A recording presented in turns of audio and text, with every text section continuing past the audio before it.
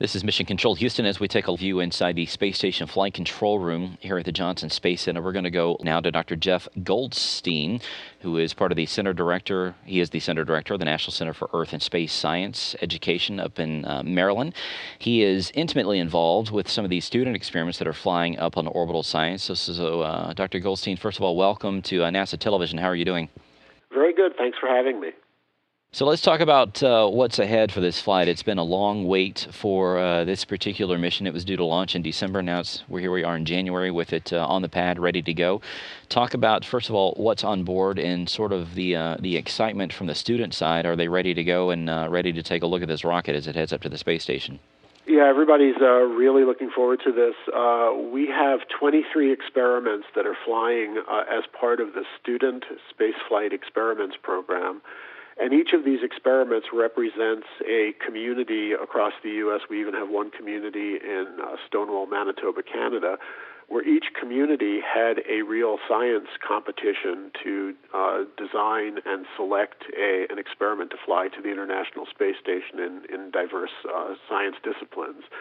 So each of these experiments represents the culmination of hundreds of students that were fully immersed in microgravity experiment design and proposal writing. So we have, the SSEP program has 2 flight opportunities a year, and we've got 12 experiments on our Mission 3B payload going up and 11 experiments on our Mission 4 payload going up. And these students are really excited. They're all going to be conducting their ground truth experiments at the same time the experiments are being conducted on orbit. And we've got experiments in microbiology, stem cell research, nanotubes, mutations of DNA, fermentation in space, development of salamander eggs, really a very wide variety of research disciplines. So how did these students come up with these experiments? Because taking a look at them, I got to admit, it's quite a bit different than some of the stuff that I studied whenever I was in whenever I was in junior high and high school. I mean, this is real science that they're doing. So how do they come up with it, and what is it like for them to actually fly something actually up to the space station itself? Yeah, that's a very good question. I think the first starting point to answer that is to say that what we wanted to do is present a program that provides an absolutely authentic immersion in every facet of real research to students. And it's a recognition that our students are fully capable of doing that kind of research. I mean, researchers are in the business of organized curiosity and evidence-based learning for the human race. But our children are born curious, and they're born evidence-based learners, so they're fully capable of taking this on. And so the idea is to recognize that the idea of microgravity research is that if you put a system, whether it's a physical, chemical, or biological system, in a freely falling environment like the International Space Station, it will behave as if gravity is seemingly turned off. And so if you want to understand what the role of gravity is in a physical, chemical, or biological system, you can take it to a freely falling lab like ISS and do the same experiment on Earth with gravity present. And a comparison of those 2 experiments when they come back allows you to assess the role of gravity. So what these students are really doing is looking at the world around them and asking a very simple question: what kind of physical, chemical, or biological system do I see in operation here that I would like to assess in terms of the role of gravity in that system? And so it's really how scientists do their thing in the professional world. They see a problem that's exciting to them. They pose it in a way that could secure research assets, and they go and have fun.